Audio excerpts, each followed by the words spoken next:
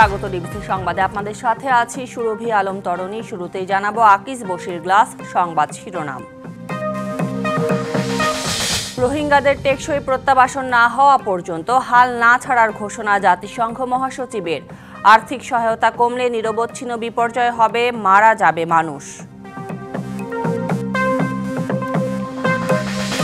বাংলাদেশের গুরুত্বপূর্ণ সংস্কার ও রূপান্তরে পাশে থাকবে জাতিসংঘ। সংস্কার প্রক্রিয়া জটিল হলেও আসবে প্রকৃত পরিবর্তন, আশা মহাসচিবের।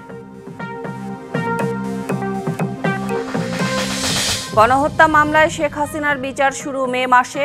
দেশি বিদেশি প্রত্যাশা পূরণ আন্তর্জাতিক অপরাধ ট্রাইব্যুনালের জন্য বড় চ্যালেঞ্জ।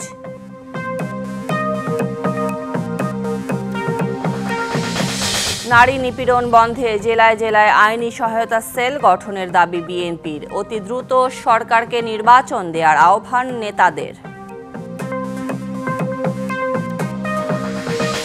শিশু আসিয়ার মৃত্যুতে এখনও শোকাস্তব্ধ মাগুরার জারিয়া গ্রাম। কিছুতেই থামছে না মায়ের কান্না।